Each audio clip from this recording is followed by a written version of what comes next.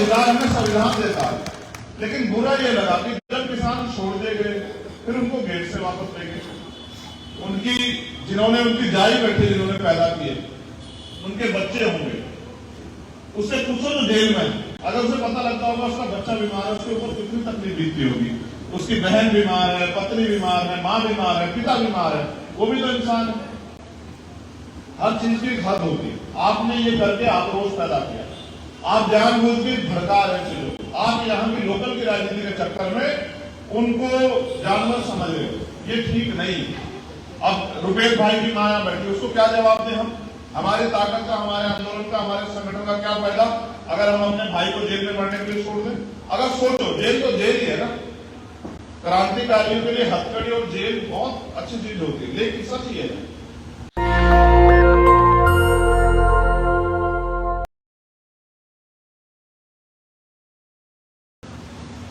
देखो, मैं सबसे पहले तो आपका धन्यवाद करता हूं जितने लोग इस धरने को चलाते हैं।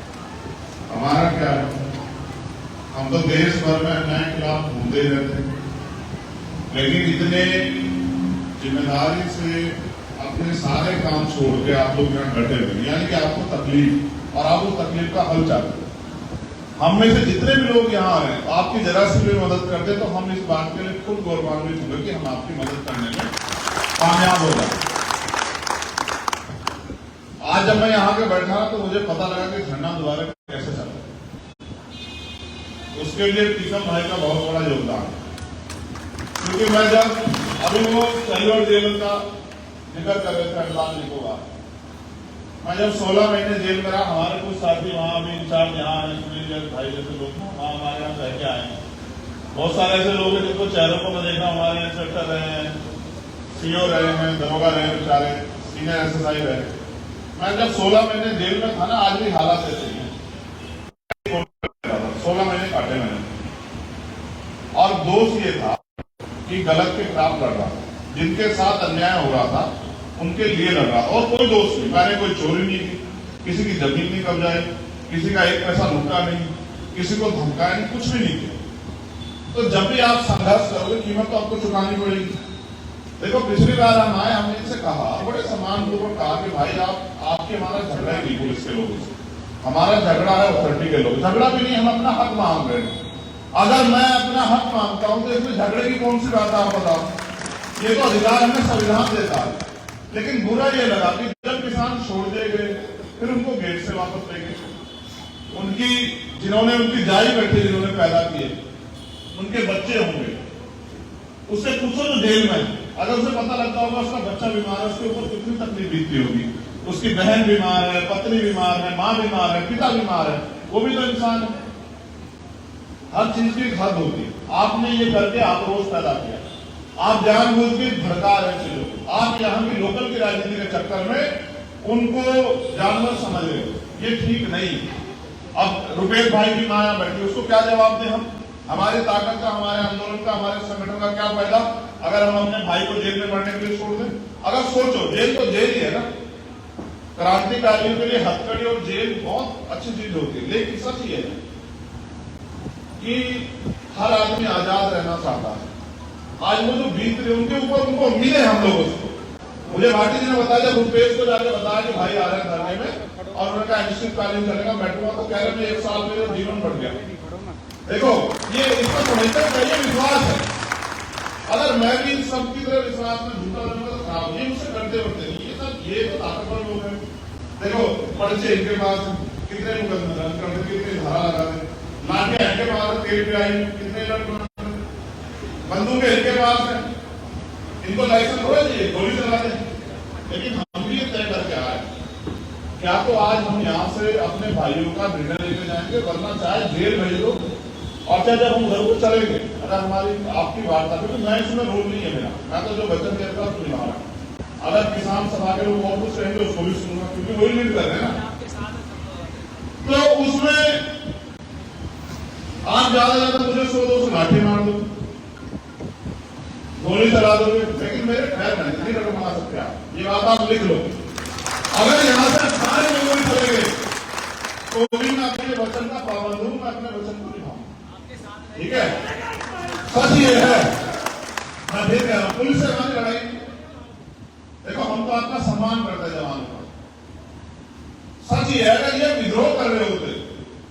ये आपके साथ खुरापात कर रहे होते, पत्थर चला रहे होते, लाठी चलाते हो तो आपने मारो, समझ आता अगर आपका नुकसान होगा। लेकिन अगर साथी मेरे किसान बैठा उसको मारोगे तो देखो ये तानाशाही नहीं चलने देंगे, बिल्कुल इसके हम खिलाफ हैं। हमारे नेता पार्टी जी और किसान सभा के जो लोग तय करेंगे, मैं तो देखो मैं आपकी मदद के लिए मुझे इसका सरह नहीं चाहिए, मुझे इससे आप भाई ने कहा कि इस कर्ज को दिलाना कर्ज नहीं है, ये जिम्मेदारी है। अगर एक क्रांतिकारी दूसरे क्रांतिकारी पे लड़ता है तो ये इसकी जिम्मेदारी है, कर्ज नहीं है।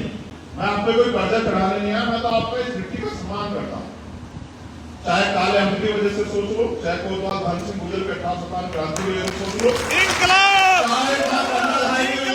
सोच लो कि बलिदान कैसे दिया जाता है, चाहे विजय कुमार पथिक की तरफ से सोच लो, चाहे मां आशा गुजरी की तरफ से सोच लो, कहीं का सोच लो, और चाहे इसमें सोच लो कि देश का अंधा अगर पीड़ित है तो वो इंसान नहीं जो चुप हो जाए, मुंह पे टेप लगा ले। क्या तो ये ताला मेरे गले में तुम्हारे लगा देगा अगर हमारी बात नहीं बनी तो, या फिर मेरे साथ चल के वहां इस बात को बैठ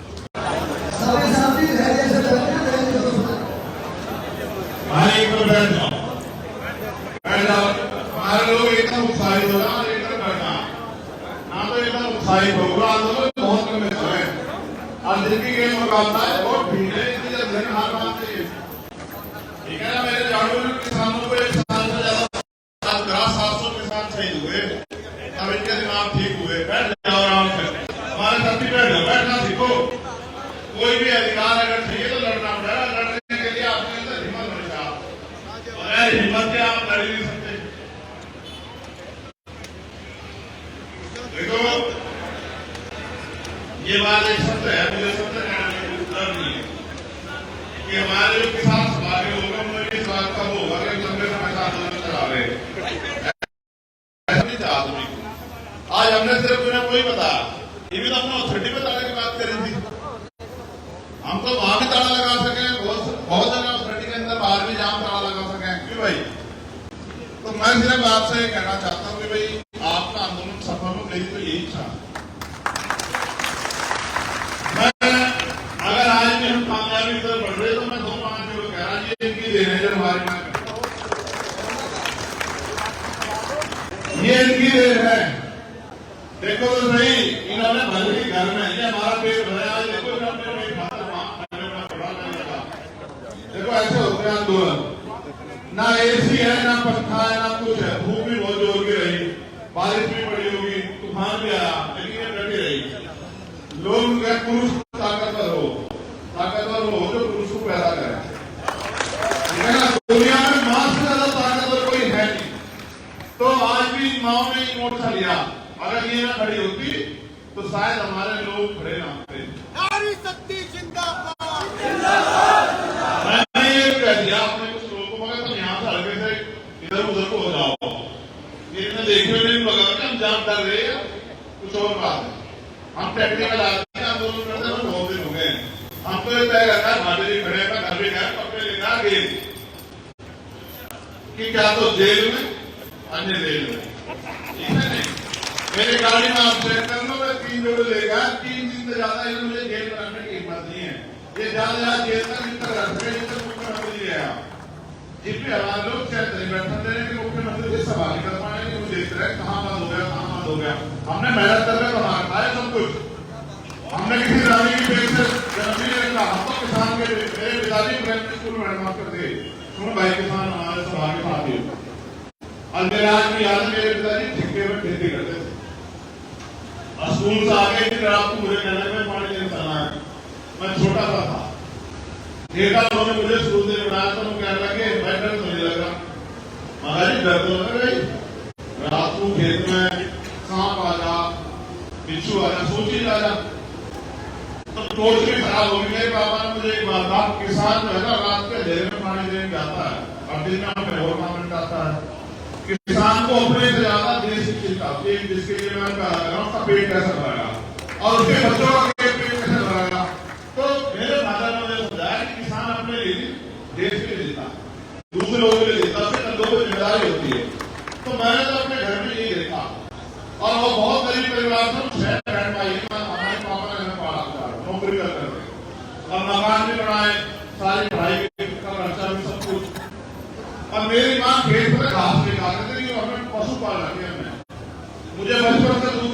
मेरी दूध की आदत सेवा नहीं छूटी, जिसमें 16 महीने जेल में रहा, दूध मिल नहीं था, पाउडर के दूध पे मेरा डायटा ही खराब हो गया।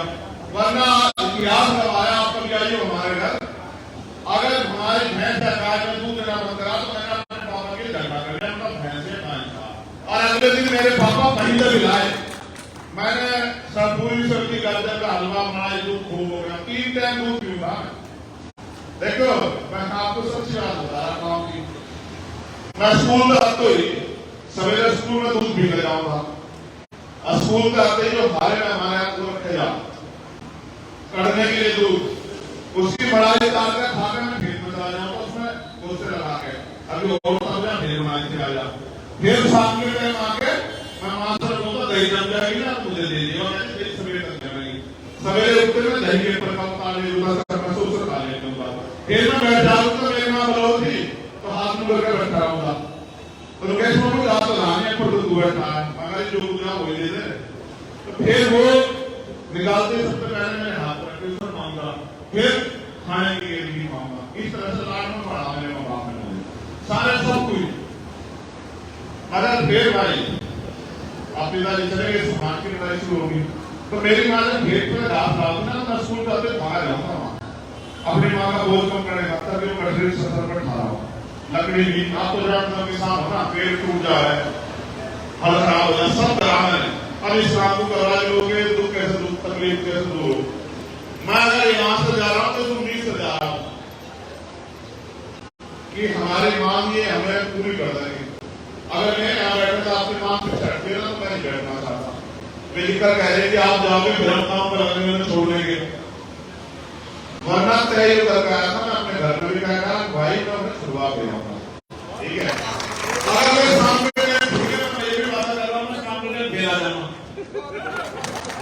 उनके मिलने खाकर फिर आ जाऊंगा, मुझे कोई मैंने कंपनी में भय लगा, मेरे को यही कहा किसानों की, मजदूरों की, महिलाओं की सम्मान की लड़ाई को लड़, ठीक है, एक लेटर मेरे को हो रहा है, ये मुझे पढ़ना है, यहाँ एक मिनट दे दो, इसको फिर तय करना है, इसको कैसे करना है, ये किसकी जिम्मेदारी है बताओ, ये क्या रिवाज में आए थे, ये लेटर है इनका ग्रेटर नोएडा प्राधिकरण और ठेकेदारों द्वारा ग्रेटर नोएडा में सफाई कर्मचारियों के साथ आयोजित शोषण किया जा रहा है, ₹20,604 का बढ़ा हुआ वेतन सफाई कर्मचारियों को नहीं दिया जा रहा, सफाई कर्मचारियों के मृत्यु के बाद इंश्योरेंस के ऊपर 10 लाख नहीं दिए जा रहे, सफाई कर्मचारियों के हेल्थ कार्ड जैसी सुविधाओं का लाभ नहीं मिल रहा।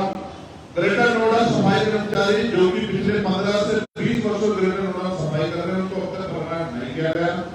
ग्रेटर नोएडा में सफाई कर्मचारी किसी सुविधा का लाभ नहीं दिया जा रहा, और ग्रेटर नोएडा में आयोजित प्राधिकरण के अधिकारियों को वह ठेकेदार द्वारा शोषण किया जा रहा। ये कहाँ है लोग भाई, आज की लड़ाई तो है किसान पर, मैं एक ही लड़ाई लड़ता हूँ, मैं आपसे बात आता है लड़ाई मत कोई, आपकी लड़ाई के लिए यहाँ पे बात करें, मेरा बात आप इंतजार कर लिया, मैंने उसे नहीं कहा एक लड़ाई नहीं हट रहा हूँ, 2 नामों पर रखता नहीं गिरता, पहले ये वाले जो भी बीच में रह जाएगा, मेरा आपसे जमा है, आपको जैसे इस लड़ाई को बढ़ा वैसे लड़ाई, आपकी लड़ाई को आप कितना आप बैठे ना बैठे, ये तो बैठने वाले आप बैठे ना बैठे अपना काम करें, आपको लड़ाई करें,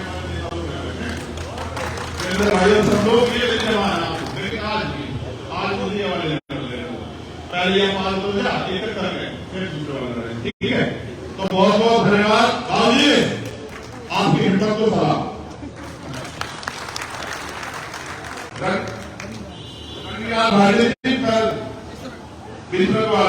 बिजनेस का रावण का तो बहुत पुराना रिश्ता है,